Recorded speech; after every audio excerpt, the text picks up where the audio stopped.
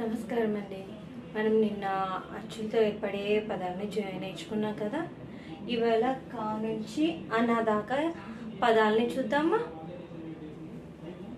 ఖ ఖలువ, ఖ ఖగం, ఘ గంట, ఘ ఘటం, ఛ చందమామ, ఛ ఛత్రము, జ జడ, ఝ చషం, ట టమోటా, ఠ కంఠం, డ డప్పు, ఢ ఢమరుకం, అన్న బాణం, ఖ కలువ అంటే లోటస్, ఖ ఖగం పక్షి బర్డ్,